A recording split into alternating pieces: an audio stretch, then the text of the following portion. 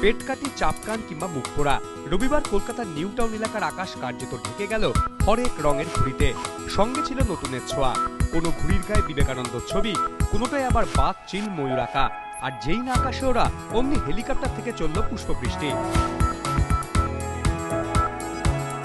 শুধুমাত্র শহর কিংবা শহরতলির কচিকাচারাই নয়, বেসরকারি একটি সংস্থার উদ্যোগে এই ঘুড়ি উৎসবে ভিড় করেন ভিন রাজ্যের বাসিন্দারা। ঘুড়ি ওড়ানো দেখছি, আমি নিজেও একটু ওড়ালাম, খুবই ভালো লাগলো। এত সুন্দর সুন্দর ঘুড়ি দেখতে পাচ্ছি যেগুলো আমি আগে কখনো কলকাতায় দেখিনি। আর কলকাতার বাড়িতে এগুলো আগে হয়ই, এখন ফার্স্ট টাইম কলকাতায় হচ্ছে, খুবই ভালো লাগছে। খুব ভালো লাগছে, এনজয় করছি, সবাই মিলেমিশে এনজয় করছি।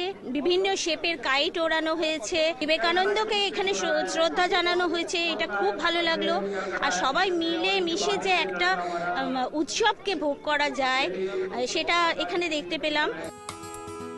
ঘুড়ি লাটাই হাতে আসরে নামেন গায়ক নচিকেতা, বিধাননগরের বিধায়ক সুজিত বসু, ছিলেন পুর ও নগরোন্নয়ন মন্ত্রী ফিরহাদ হাকিম, হিডকোর চেয়ারম্যান দেবাশিস সেন, বিধাননগর পুরসভার চেয়ারপারসন কৃষ্ণ চক্রবর্তী।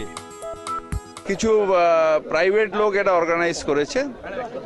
আমরা জায়গাটা দিয়েছি যাতে এই জায়গাটা আরো বেশি পপুলার হয় এবং প্রচুর মানুষ এটা আনন্দ করছে। নিশ্চিতভাবে আমাদের প্রত্যেকের জীবনে কাজ আছে, আমাদের প্রত্যেকের জীবনে সমস্যা আছে, কিন্তু তার মধ্যে দিয়ে আনন্দ না করলে, আনন্দটাই তো জীবনটা নালে তো পুরোপূর্ণ হয় না। বিশ্বকর্মা পুজো আসতে এখনো অনেকটা দেরি, তাতে কি? তার আগে রবিবাসরীয় শীতের দুপুরে রোদ পোহাতে পোহাতে এমন একটি ঘুড়ি উৎসবের আনন্দ চেটে ফুটে উপভোগ করল শহর কলকাতা। জয়ন্ত পাল, এবিপি আনন্দ, কলকাতা।